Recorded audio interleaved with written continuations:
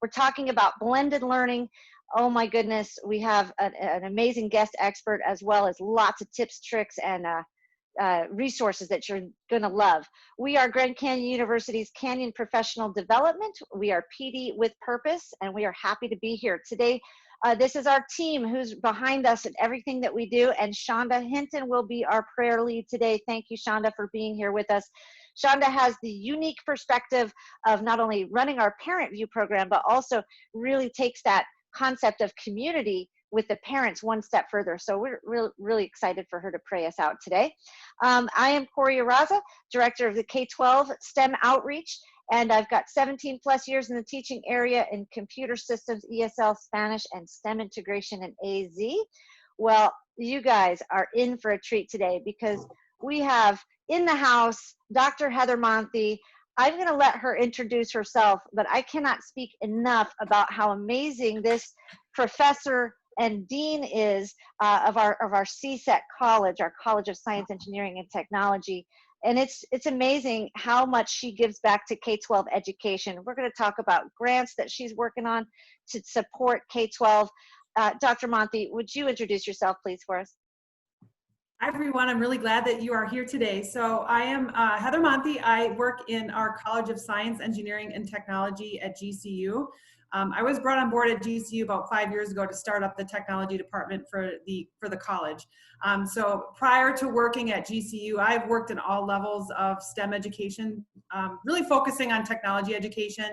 I started in 2003. I started out as a K-5 computer teacher in Wisconsin. I am licensed as a grades 1 through 9 computer science teacher in Wisconsin. So that's how I got my start, made my way to higher ed in 2008. And I've just really enjoyed working at all different levels. And, you know, I really truly believe that K-12 teachers are a huge part of our solution to the problems we have in this country right now, with having enough cybersecurity professionals and technology professionals so that we can be competitive in the global market. So I'm really happy to be here today. You guys have my website there. That's my personal website. It's not a GCU website. And then also my social media, I'm at Dr. Monthie on everything. So find me, follow me, let's interact. So exciting. So that just goes to show that if you start in K-12 education, you know what people really need, right? From your communities all the way up to higher education and industry, K-12 is where it's at. Thank you, Dr. Monthie, for being with us today. We cannot wait to learn more from all of your insight and wisdom. So as we do every webinar, we have a Toolmaster. So what tools will you take with you today? Marty, tell us about the Toolmaster. So this is just a visual cue to remember we're going to accumulate a lot of tools today, and they can kind of get out of hand because we introduce a lot of tools each webinar. So I need someone from our guest audience to step up and volunteer to be our Toolmaster. Dan's there. Dan's there. Before you stopped speaking, Dan Utek is going for it. Were you waiting until the very last one of the season here, Dan, to step up? I love it. Dan Utek is going to be our Toolmaster. For those of you who are new, what Dan's job is going to be is, as we introduce tools or specific websites, he's just going to take note of those. And at the end, you'll see this toolbox on a slide again, and we're going to ask Dan, or our Toolmaster, to just pop that list back in the chat, and then you are welcome to quickly copy and paste it so you have a list of all the tools as well, so you can just sit back and learn. So thanks, Dan. Appreciate it. Thanks so much, Dan. We love our Toolmaster, because that way we don't have to collect all the tools all the time. So Dr. Monthie, if you don't mind setting the stage for our learning today. Yes, so I like this quote here. It says, technology will not replace great teachers, but technology in the hands of great teachers can be transformational. And I think with all of the conversations about artificial intelligence, machine learning, I've seen a lot of people posting things online about how, you know, AI is going to replace teachers and we're not going to need teachers anymore. And I really truly do not believe that. I think that technology is a great support for good teachers in the classroom. It's never going to replace the personal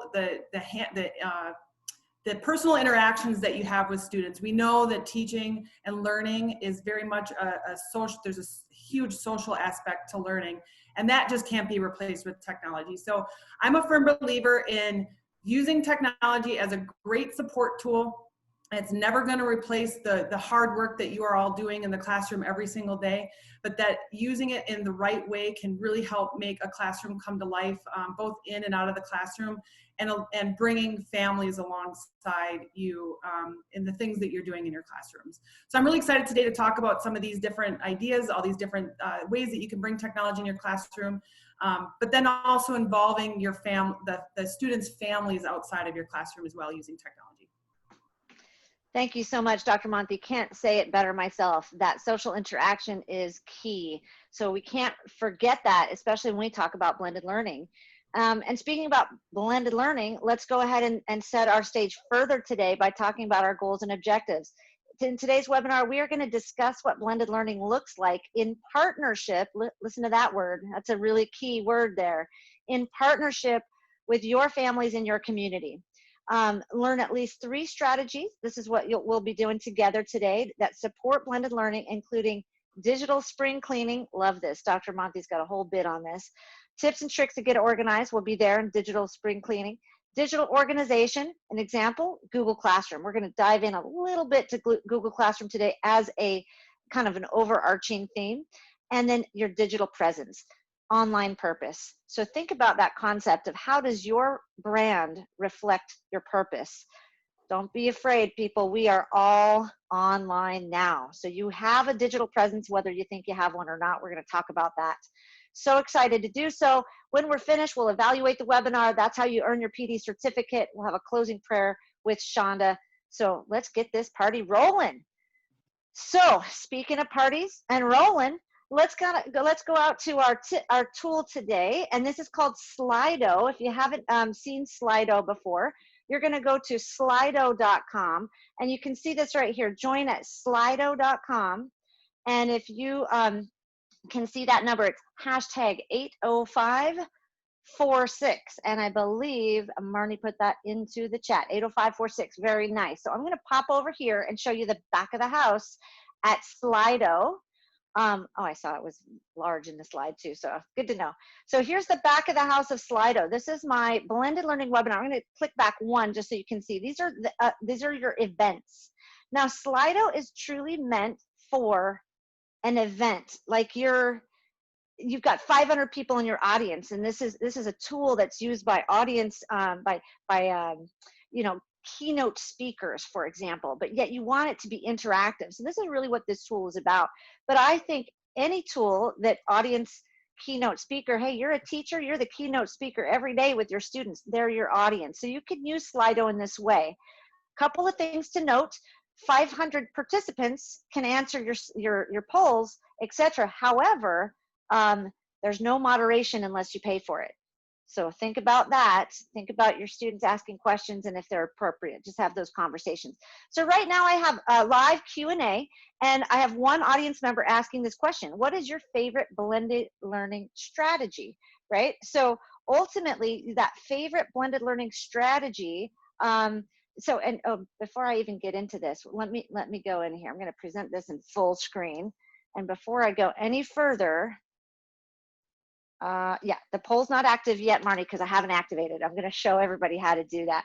So here's just a question, right? So you can ask a question to your audience member. So this is your chance to ask a question to Dr. Monthie. So I asked her, what is your favorite blended learning strategy? She's not going to answer right now, but she will in just a minute when I give her the cue, right? So I'm going to go ahead and down here show you. Let me move my pictures around so you can see. Your kids can use the QR code. If somebody else likes this question, they can actually like it right here, vote it up, and then the question moves up to the top of your cell phone. This is a cell phone style strategy, right? So here's another one. What blended learning strategy has not worked well for you? So if I like that, I can like it right here. If you like that, go ahead and give it some votes. Look at this one. We got 4 votes already. So I can tell Dr. Monthie, hey, Dr. Monthie, well, let's answer question number 1. It already has 5 votes. Oh, the second one's coming up. We got 7. We got a tie right here. But now go ahead and ask another question if you like. She'll answer more than one, right? Oh, what's the weather like in Phoenix? A good question. I like it. I think I can answer that for you. But anyway, this is how it works. Now down here at the bottom, let me see if I can't show you this. I've got some interactive polls. I've got my poll ready, and so I have this control I just hover down here. I can hover again. You guys saw it earlier. I can activate my poll. So I'm going to activate a poll right now. Boom. Those questions, you can't see them anymore because I want you to answer my poll. So now that we're at the end of May, how are you feeling about remote learning? So go ahead and answer that poll. So you were in the midst of writing a question, and if I cut you off, I'm sorry. That's kind of how Sli.do works, but it's okay. We can go back to it. I can show Q&A as well. So I can move in between polling and Q&A. So look at that. We've got a few people answering, a little worried, tired, tired. Yes, I think that's kind of how we're feeling. Tired, a little bit worried. These are super answers, and I'm just scrolling to check through, and the new ones are coming up top. See? It's hard and requires way more attention than on-ground learning. Amen. It totally does. Moving one day at a time. I love it. A lot better, but still confused on a few areas. Can you imagine all of your students looking at this all at the same time? So that's pretty exciting. So I can deactivate my poll down here, and I can also move to another poll. So I'm going to move to another poll before deactivating. I'm asking another question. What does summer vacation look like for you and your family? Interested to hear this question. Looks a lot like what's happening right about now. So while people are answering this question, you can be talking to your expert, right? Dr. Monthie. Remember those questions. Dr. Monthie and I could share Sli.do in the back of the house, and she can see those questions if I had set it up that way. Check it out. Now I've got a text chat kind of happening here. It's like a word cloud, a little bit different. So we got swimming, vacation, and staying home. All these Disneyland, wow, cannot go anywhere, nothing happening, naps, yard. I love it. So this is exciting. This is our polling feature here, and really exciting. I can get quick answers. Now I'm going to switch back and show my Q&A. Here are my other questions. I like the flame. Good times, good times.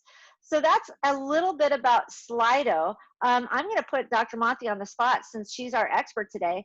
Dr. Monthie, what is your favorite blended learning strategy?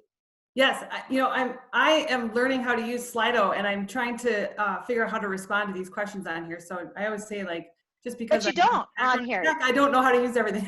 Yeah, but you know what? That's and I'm glad you said that, because number one, you're showing that you're figuring something out too. But number two, it's not supposed to be typing. It's not. Yeah, it's not supposed to be a type. It's supposed to be you're talking. So it's a synchronous type experience. So go ahead, tell us. Yeah, let's go through this. So my favorite blended learning strategy. So my thing that I always like to tell people is just because it's on the computer doesn't mean it's better. And so when you're picking a technology to use in your classroom or with your students in a lesson, that just because there's a website, just because there's a tool that you can use, a technology tool that you can use, it doesn't mean that it's better. So if you've got a better way for your students that it's an unplugged activity, or it's not using technology or new media or something like that, just keep that in mind as you're making decisions about the different tools that you're using in your classroom. So that's really my biggest tip, I guess, that I give teachers when it comes to bringing technology, blended learning, and using those tools in your classroom strategy. Thank you. What about, oh, go ahead. I'm sorry. Go ahead.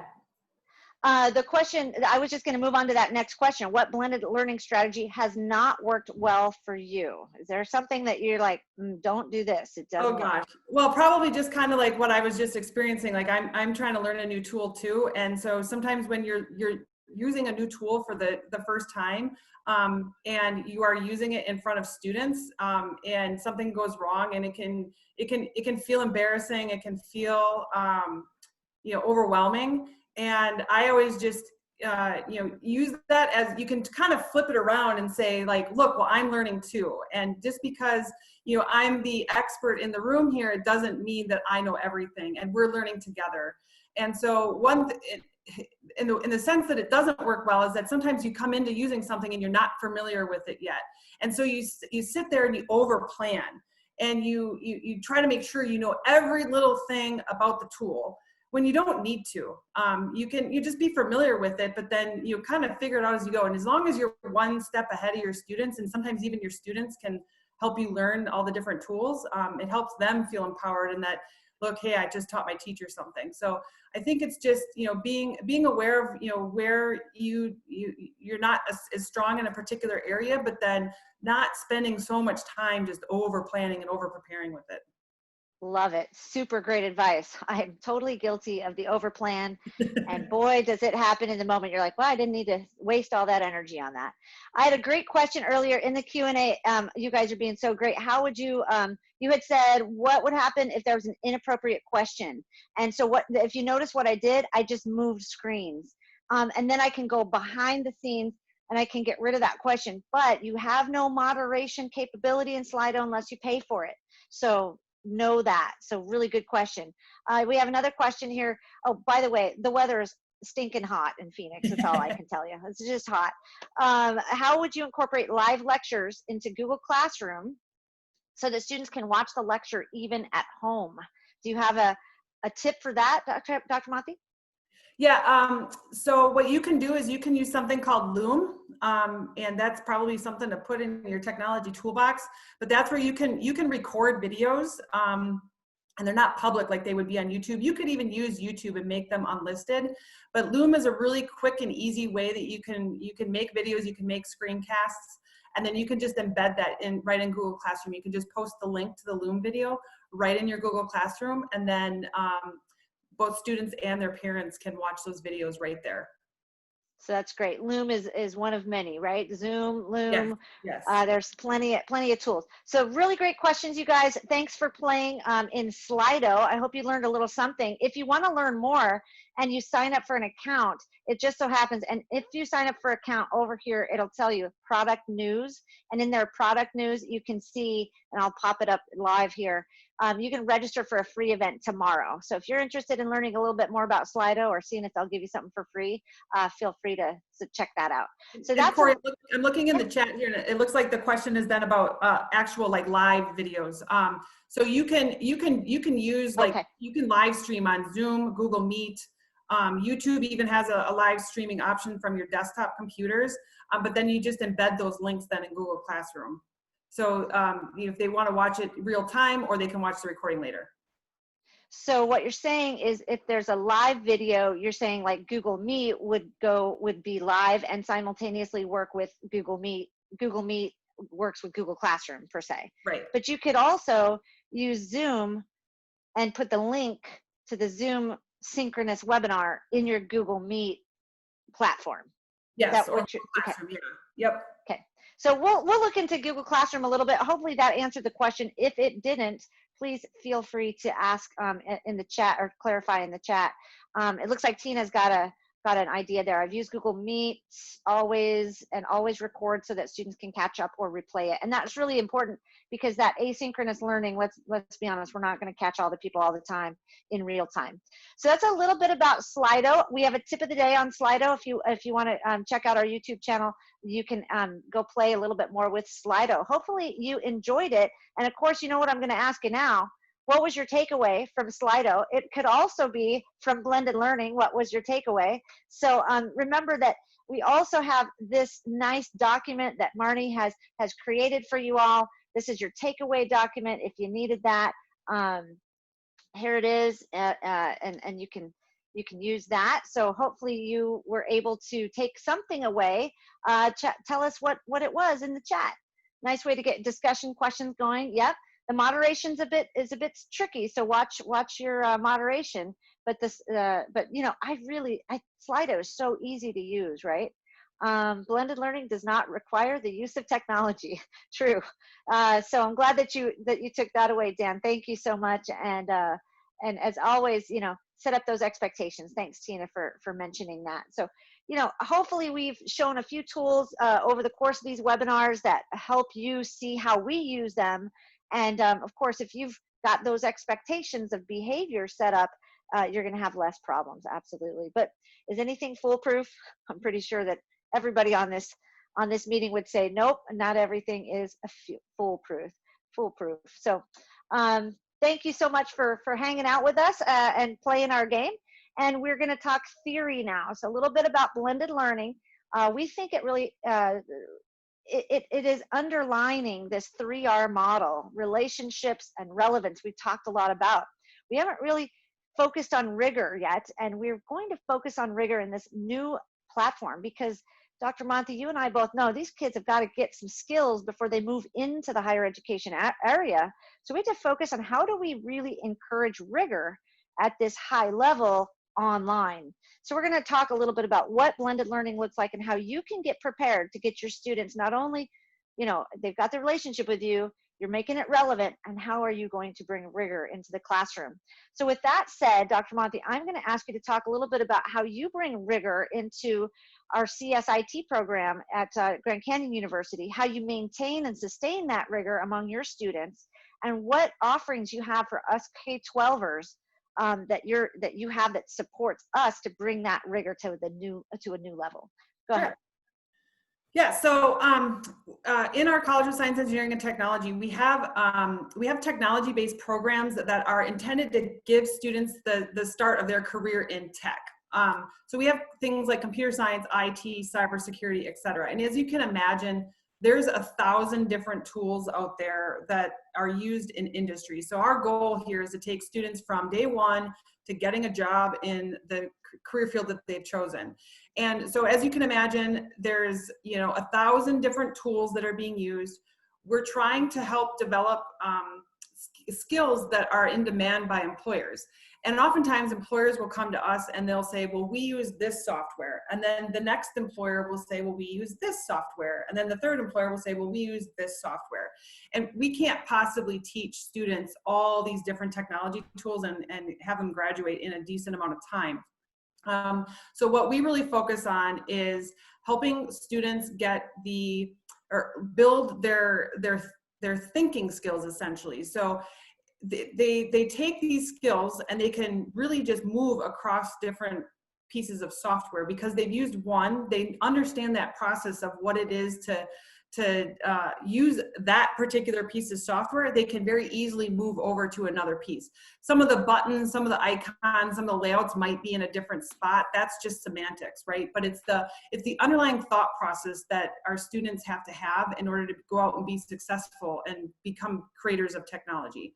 So when we're talking about rigor, that's what we're looking for. Like I'm always very cognizant of that. We're not doing training on a piece of software. I'm not training students on how to use X, Y, and Z software. What I am training or helping them to learn how to do is think through the process of what is needed to be able to use that software.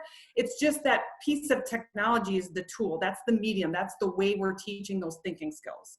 So that's like a mindset shift. It's like just thinking about things a little differently. And yeah, I popped up your Cyber Saturday piece here. And speaking of mindset shifts, cybersecurity is another way that, I think people go, I don't know what that's all about. And that sounds really rigorous and really hard. So as we're speaking about rigor and this mindset shift that you're talking about, not focusing on the tool, then you say cybersecurity. Help me understand how I can help support our teachers in this area. Yeah, so cybersecurity is the same thing. There's 1,000 different tools that you can use, but really the skills that are needed to be successful in something like cybersecurity is curiosity. So, and learning how to just sort of think like the bad guy, but being able to use your skills for good. So having a good, solid set of ethics on your, just a foundational set of ethics, and that you're learning how to be almost like a law enforcement officer, for example. So law enforcement officers, they have to learn all these different tools and all these different things that they have to learn how to do. But what they have to do is they have to learn how to think like the bad guy so that they can anticipate the things that might happen. They might be able to look at a scenario and say, okay, this and this could happen. Cybersecurity is the same way, only it's with technology. So you look at a piece of software and you can say, well, if I were a hacker, this is how I might, use the vulnerabilities in the software to do bad things.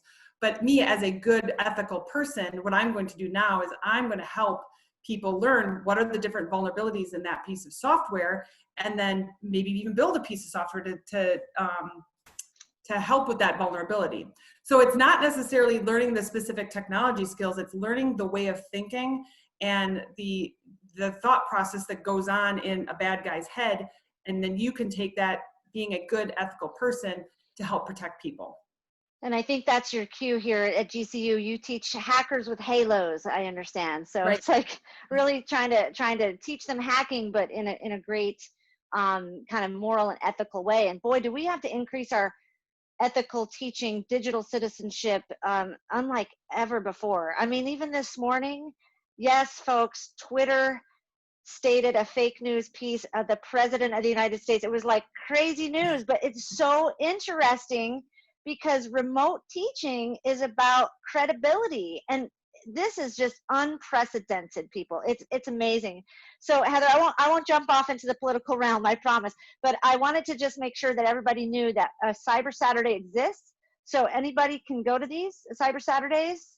Yes, so these are normally held on our Cyber Center of Excellence on campus, but since everything that's going on, we've shifted to a virtual format, and I think we're going to keep the virtual format. They've been very popular, so they're open to people all over the world.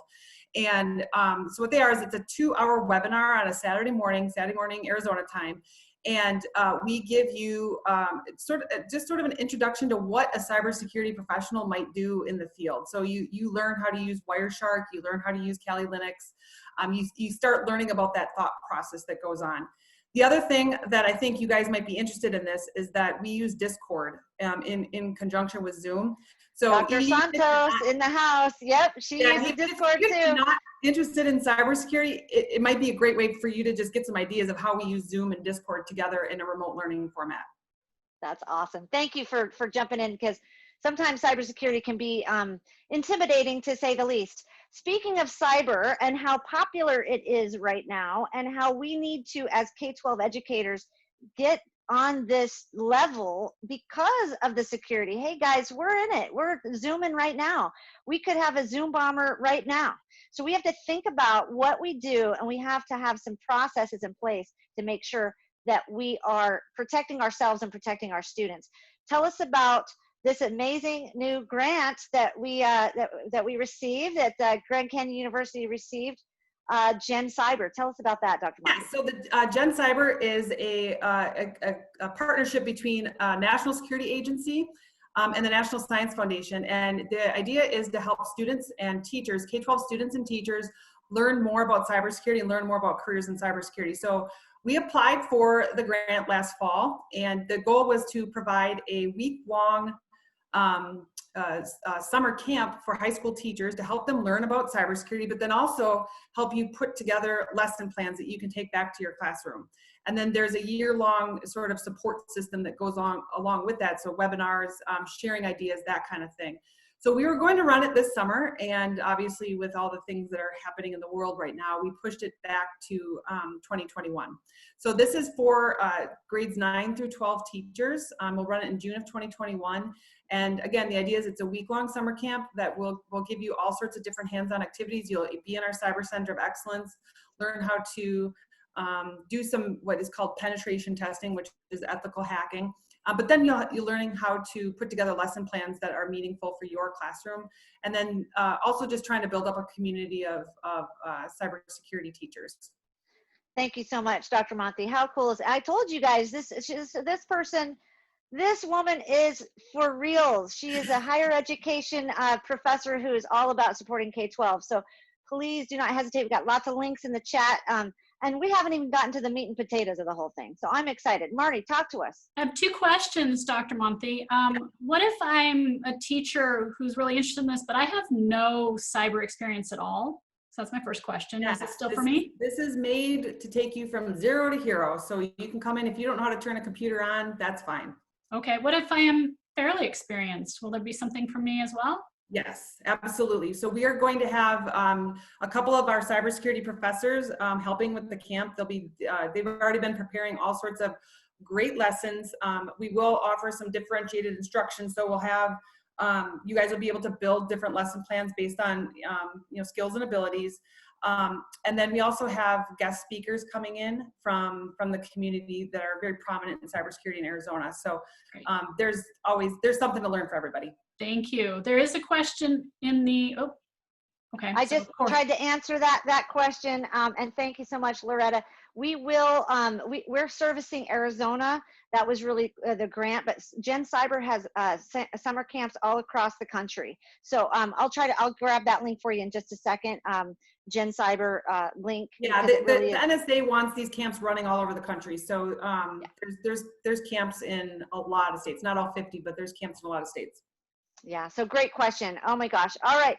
Well, here we are rolling right along. Dan, I hope you got some tools in your tool belt by this time, because we have one more extra and then we're getting into the meat and potatoes. So Dr. Monthie, tell us a little bit about, we've shown this before on our screen here in our webinar previous, where Chloe came on and spoke a little bit about our GCU Live, but specifically, can we look at this one here, this experiences, cybersecurity and software development? Folks, this is the person who put these together. So we talk about professors who are putting together real curriculum, rigorous curriculum for high school students to get a live experience. This is what it is. So Dr. Monthie, could you talk to us a little bit about what, let's say, we talked a little bit about cybersecurity. So let's go to software development. This is a GCU Live software development. Yes, so we've started doing these hands-on demos with our Cyber Center of Excellence, and they were very popular with cybersecurity. So we started doing something very similar for software development. And so what we're doing is we're walking students through about a 45 to 60 minute, well, it's like 35 to 45 minutes of an activity that's intended to help students understand what a software developer does. And we wrote these in a way that, say you're teaching, like, you have like an AP computer science class, or you got a Java programming class. The intent is that this is something for everybody. So even if you've got students that have zero experience in programming, but then if you've also got students that they've taken a class or two in programming already, the idea here is that this is going to offer up something that they probably haven't done in their classes yet. And so it's the intent is to just help them understand what a software developer does. It's a hands-on activity. So that they can make sure that they are that they understand what that career field does, and so they can make the right decision for themselves. So that is really cool. And I know that this isn't for all the elementary teachers out there, but let me tell you, pretty soon your students are growing older, and if you can start to infuse, hey, this is a great opportunity, start to give them that academic vocabulary, it's just really nice to know. And plus, send it off to your high school teachers, because this is absolutely free. Holy bejeebies, Dr. Monthie, you give away a lot of free stuff. We appreciate it. Mm-hmm. So let's move into some meat and potatoes. Let's talk about blended learning. We said we were going to discuss it. Whew, this is a big topic. So I'm going to just defer to you and tell us a little bit about what your thoughts are about blended learning. Yeah, so again, this is a huge topic, and I can talk about this for hours. And so I've got a couple different bullet points here that I think are just very important when you're thinking about blended learning and using blended learning in your classroom. And like I said, my biggest point is always that just because it's on the computer doesn't mean it's better. So if you're using a tool, you've got to make sure that you're using it because it supports the objectives for your lesson, that it is enriching the lesson for your students. It's not because you're trying to put a square peg into a round hole because you have to use technology. Okay, so one thing that I think is great is that with blended learning, so you've got Google Classroom and you've got a lot of different resources that you've made available for your students. That information is put out there, and the students can work through that at a flexible pace. And I think one thing that we see with some of the younger than me anyways, generations, is that they're looking for that flexibility. They want to be able to work on things at their own pace when they want to be able to work on it. So I think it's very important that we give the students the information, they can work on it. And so when we're putting together all that different materials, we want to make sure that we have all sorts of different types of media. And again, the idea is that it's got to support instruction. It's not just using technology for technology's sake. So you've got videos, you've got news articles, there's podcasts all over the place now. There's all sorts of different type of media. And one thing that really resonates well with one student might just absolutely love to learn about this topic watching YouTube videos, but another student might just really want to hear it. And so by providing those different types of media for your students, you're helping to support that high quality instruction. And again, the choices in the materials, There's all different types of new media. I think this is one of the greatest times to be alive right now, because anybody can create material, anybody can create videos, they can create blogs. You can be doing blogging with your students. But the idea here is to use all different varieties of technologies so that you're appealing to all your different students' interests. Oh, sorry, go ahead. Go ahead. I was just going to jump in and say, this is such a great definition, because one of my friends who is a biology teacher, she said the best assignment I gave during remote learning was to send my students to 3 podcasts, and they had to listen to these 3 podcasts and then get some nuggets out and create she had a choice. It was like a PowerPoint slideshow or a YouTube video. And they said they enjoyed that. There were a couple of things, right? YouTube podcast, and then YouTube video and a slideshow, lots of different media. So I appreciate what you just said. I interrupted you though. Go ahead. Sorry. No, because that just leads right into the next point. There is that the students have a lot of different choices in how they want to demonstrate their learning. So they could be doing a PowerPoint presentation, or they could be making up a podcast. So there's lots of different ways for students to demonstrate their learning using technology and blended learning. Then the other thing I think is really great is interactive threaded discussions. And we use this a lot at GCU. So in our LMS and our learning management system, students are having face-to-face conversations, but then they're also having conversations in the learning management system. So the instructor is going in there posting like initial questions to get the conversation going, but then students there goes back to that flexibility that students can respond to it whenever they feel ready to respond to it, after they've had time to think about it. The other part that's great to that is that parents can very easily be brought into that, because that's information that's all in the learning management system. They can have conversations with their kid about what's happening in their classroom, because they can see what the conversations are on the threads. So amazing. Thank you so much. So moving along, you have some amazing tips and a podcast, by the way, at heathermonthie.com that you can listen to the whole thing on digital spring cleaning. News be told here. I listened to Dr. Monthie's podcast, and when Dr. Monthie says it's so easy, she makes it real for anybody to really digest. So I'm listening to the digital spring cleaning going, number 1, I got to do my own digital spring cleaning. And then number 2, I said, I wonder if Dr. Monthie would be interested in coming on and having a chat with our audience. So this is how we get to know each other and communicate, right? Twitter is out there. If you're on Twitter every day, boom, you see something, go, oh, that sounds cool, I'm going to go do that. So shout out to Tony Vincent, who's here today as a result of a Twitter post that's of a tweet that Marnie just sent. So fantastic communication and networking. Talk to us, Dr. Monthie, about digital spring cleaning. Yeah, so like Corey said, I have a podcast that I just kind of try to share just like sort of general technology knowledge for just the everyday person. It is my personal pet project. It's not affiliated with GCU or anything. It's something I do on the weekends. And so in my latest episode, I talked about digital spring cleaning. I figured it's a good time. Everybody's home right now. It's a good time to kind of just start thinking about how you're managing all your different files and that. And so I think when it comes around to something like technology in the classroom and blended learning, we gather all this information. We download all these PDFs. We gather all these files. We save these pictures. We go on Pinterest and find all this great stuff, right? And it just it fills up your phone. It fills up your computer, right? And so what I did here is just gave you a couple quick tips of just how you can sort of clean out the digital clutter. And so things like, if you've got old hardware laying around your house or in your classroom that you just don't know what to do with it. I know when I was teaching K-5, I felt like parents always donated stuff to my classroom that was like their old stuff and they didn't know what to do with it. And I'm like, this doesn't work. But you can look up when you have an electronic shred event in your local community. You don't want to just throw away computers because there's sensitive private information on your computers. Things like just managing your online passwords. If you use a password manager, make sure you're not using the same password for everything. Make sure all your software is up to date. Make backups of important files, things that you want to keep. Use the cloud. Use Google Drive. Use Dropbox. That kind of stuff, so that you have extra copies or a backup copy of important things for you. I also suggest going back and uninstalling old apps and software. I'm guilty of this, where I download stuff. I want to try it out. I want to try the free trial. I'm like, I don't like it anymore, and then I just leave it. So it's a good time to just go through and clean things up. My email inbox.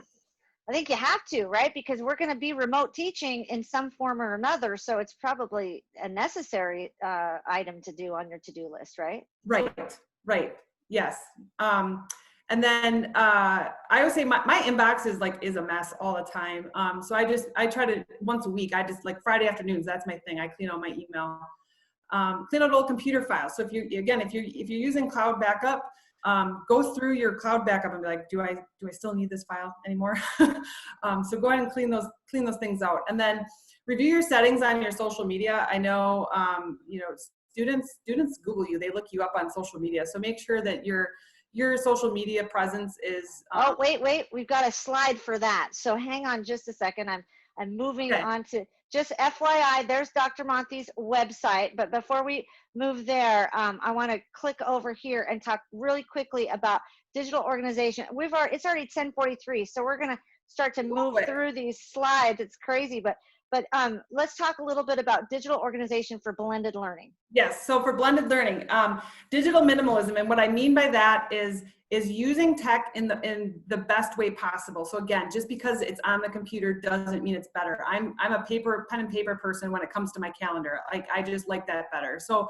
be okay with not having to use technology for every little thing you do. And then create a system and routine. So like what I said before was, like, I go through my email every Friday afternoon and clean up my email. My faculty that are teaching, they have a very set routine of when they're logging into the learning management system and responding to students' questions. And then keep it simple. Don't overcomplicate things. Don't feel like you need to have this huge intricate piece of software to manage something very simple for your classrooms. And speaking of keeping it simple, what I'm going to do here is just show you really quickly, as I said in the beginning, something that helps us keep things a little simpler. And if you are a Google Classroom user, go ahead and give me a thumbs up as a reaction in Zoom, or a clap, or in the chat. You're seeing right now my Google Classroom kind of menu board here, my dashboard. And it just so happens that so this is a class that I teach called GCU STEM 101. And in Google Classroom allows you to keep it simple, as Dr. Monthie was saying. You've got your stream, so this is going to be your regular communication, kind of in-person communication with your students. They can certainly get to it asynchronously. Then you've got your classwork. What I love about this is I've got topics, right? I can generalize general information, opportunities. I've got my units in here. And so this can move across semesters. So if you're not a Google Classroom user, it's a really simplified way to look at pieces. I've got people. So who are all my teachers? Who are my co-teachers, my co-pilots? And then of course you can use it as a grading system as well. And if you are a Google Apps for Education district, perhaps you do that. You can see that I do not use it as a grading platform as well, because I just use it in adult education and PD. But what I find very interesting too, so I can come over here and go back up to my classes. So now here's a class where I'm a student, or I was a student. You might recognize that. That's Tony Vincent's classy graphics class. Don't worry, Tony, I'm not going to give him the code. But look at how Tony organizes his classwork for me, the student. So as a student, I know what I'm doing. Week 1, week 2, week 3, week 6.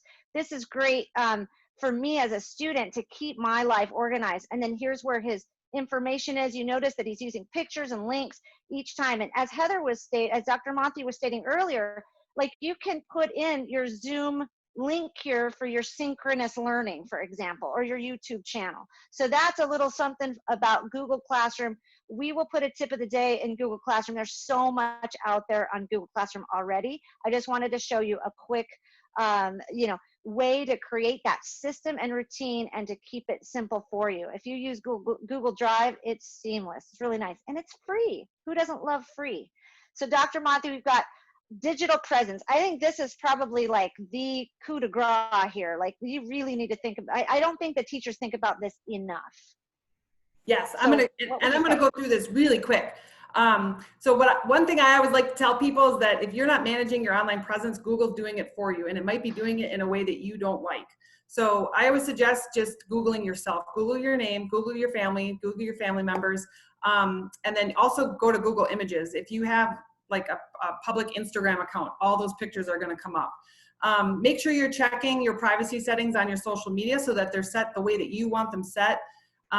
Get all your social media accounts. So if you don't have a Twitter account in your name. Even if you're not going to use it, go get it so that somebody else doesn't get it and tries to pretend like they're being you. Assume nothing is private and understand that screenshots are forever. So even if you post something on a Facebook group or something like that where you think it's private, people can take screenshots. And then I would suggest too that just buy your domain name, even if you're not using it. So like I own heathermonthie.com. Even if you're not using it, it's a good idea to buy it so that somebody else doesn't grab it and essentially pretends to be you online. Point well made. I keep calling you Heather because I think heathermonthie.com, right? But isn't that your social presence? So I'm constantly thinking technology, Heather Monthie. So that's a great way to do that.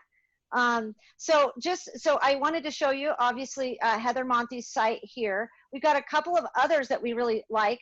5 Foot Teacher, Carolyn, if you want to jump on and talk a little bit about 5 Foot Teacher. Carolyn is our guru in that younger grade level. So I love this, what she stands for, all about the 5'1" teacher. And I think you have a great story about your daughter who's an education major. Do you want to share that with us, Carolyn?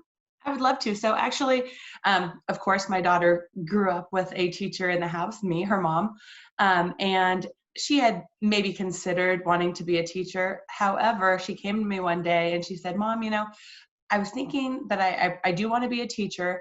I was thinking elementary, but there's this wonderful teacher that I found on Instagram. She's called the 5'1" teacher. She goes, she's so amazing, Mom. I want to be just like her. And she shared her Instagram page with me and shared with me her story. Unfortunately, she was a teacher at one of the schools where there was a school shooting, but rather than letting that bring her down, and she was very young, she used it to inspire others. So now, not only does she have great posts and great tips about she's a high school teacher, she also now started a foundation to support other teachers, and she just does a lot of wonderful things. She's a public speaker. She's 25 years old. Yeah. And really promoting education. So bravo to her. Promoting education. And I told my daughter, I said, that is so exciting because she has young ladies like you, young men who are, 16, 17 years old in high school now saying again, I want to be a teacher. I want to be like her. And I think that is just an amazing presence. So great. So, and with that also, she is an Instagrammer. Mm-hmm. Instagram for teachers. It's a thing. I'm not going to show you all about it, but there's somebody else online here happens to have all kinds of information about Instagram for teachers. His name's Tony Vincent, and he has a website called Learning in Hand. And when we said online presence, we said Tony Vincent. He's got a fantastic online presence. And it just so happens he happens to be in our webinar right now. So Tony, do you want to say one thing or another about your online presence here? I'm not seeing him jump on. He's saying, no, Corey, this is your show. You go ahead. Oh, no. Do I see? I'm not seeing it. But Tony, jump in and interrupt me. You know me well enough to know that you can interrupt me. But I think Learning in Hand has a lot of great resources for you. You can sign up for courses like that Google Classroom course that you saw. Also Instagram for teachers so that you can follow 5'1" teacher. But ultimately, like Dr. Monthie said, if you are not managing your online presence, Google's doing it for you. So get in the game and really try to do that. So I see that Tony popped in his Twitter handle as well as Learning in Hand. And yeah, Marnie told me this morning you've got 59,000 followers. So just so you know, your digital presence matters. Dr. Monthie, what else do you have to tell us about digital presence? Just be proactive about it. Just spend a little bit of time each week just making sure that you are being presented in the way that you want to be presented on the internet. Absolutely. And, a word about, can you tell us a little bit about social media? I know a lot of our teachers are a little stressed out about getting into social media. So you have a presence in social media at Dr. Monthie. I follow you. I get a lot of information there. Facebook, Twitter. What are your quick thoughts about teachers and social media? I personally, I think it's a great way to build relationships with other people. I've met some just people I probably never would have met before, or even just had, virtual conversations with people that I probably would have never met before. And it's also, I think, a great way to share ideas and share things that you're doing, share things that are working, that are not working. It's been great for me. I read a book a couple of years ago about social media for academics and about sharing research and that kind of stuff. And that's kind of what got me thinking more and more about doing this kind of stuff. So I personally like it. I think it's I think it's opened up a lot of conversations for me. Thank you so much for that. And Dan Utek in the chat said that he started a Twitter account at Mr. Utek 91, a teacher account. So you can also, you know, trade off if you want to do that. So, oh my goodness, Dr. Monthie, I can't express our just gratitude for how much you've shared with us today. This is just a smidgen of what you can get. So definitely follow her on Twitter, follow the podcast, you get a lot of grips and tricks. Also follow 5'1" Teacher and Tony Vincent at learninginhand.com. And hopefully today you've been able to kind of see what blended learning looks like in partnership with your families and your community. Remember, they are a part of what you're doing, so don't forget about them when you start to talk about your plan for blended learning. Hopefully you saw how to digitally spring clean, how to get ahead of organization by keeping it simple, and really consider your online presence, because we all have one. As always, we are Canyon PD. We are here to empower, educate, and inspire our community so that they take action to fulfill their purpose and serve others. We hope that you've pulled one tidbit today that you can share with a colleague or a friend or a family or a parent, and empower them to fulfill their purpose. Boy, Dan Utek, it's time. Toolmaster, what do you got for us? Toolmaster. While you pull those, look at, he's even got a doc. Okay, everybody, this is pretty exciting stuff. He's put a doc in the chat. I'm going to open it up here. Look at Dr. Utek. Well, he added a few tools to your tool chest today. Oh my goodness, Dan, give him a hand. Marty, do you see this? He's taken Toolmaster to a new level. Every time we have a Toolmaster, they just take it to a new level. It's fabulous. Fabulous. That is great. I'm going to go ahead and talk a little bit about our future webinar topics. And then before we get finished, I see in the chat that Carol mentioned, Tony, if you want to say a quick something, please unmute your video and your sound and say hello to the crowd here. If I don't see you, just interrupt me. That's how I roll anymore. On June 4th, I see Mark's online, Manny was online earlier, and equity in STEM. So if you are ready to bring the T in STEM to your school with a focus on equity, join us on June 4th. Manny or Mark, if you want to pop that link into the registration, feel free to do that now into the chat. On June 10th, we have summer STEM activities. Can't wait to have you join us. And Dr. Monthie just said that her cybersecurity team, they're going to show a couple of great activities for cybersecurity for summer. Dr. Monthie, any age group for that? Like, can a fifth grade student enjoy that activity with Joe and Steve? Yep. Yeah, we'll be giving activities that will be appropriate for all age levels. Wow, that's awesome. Thank you so much. So, and then we're going to do PBL, project-based and problem-based learning, on July 8th, and then to be discovered. Who knows what's going to come after that? We have 10:56. I definitely want to give Shonda some time to pray us out. So if you want to hang out, and Tony, you haven't interrupted me yet, so we're just going to move right along into our closing. If you enjoyed today's webinar, please share it with a friend. We are blended learning, bit.ly/CanyonPD webinar. Make sure that you fill out the evaluation so that you can get your PD certificate for today's webinar. We're so excited to have you with us as always. So for now, this piece we'll close the webinar here. We're going to have a closing prayer, and then we're going to stay on for some Q&A. If Tony wants to stay on and have Q&A, we could certainly do that. Dr. Monthie will be here for a minute or so afterwards. I know she's got a busy schedule, but let me move in, slow down a little bit, and ask Shonda if she wouldn't mind popping on and taking us through our closing prayer. Perfect. Thanks, everyone. The scripture I chose today was Isaiah 40, verse 31. But those who hope in the Lord will renew their strength. They will soar on wings like eagles. They will run and not grow weary. They will walk and not be faint. I chose this scripture because basically I've seen a lot of exhaustion.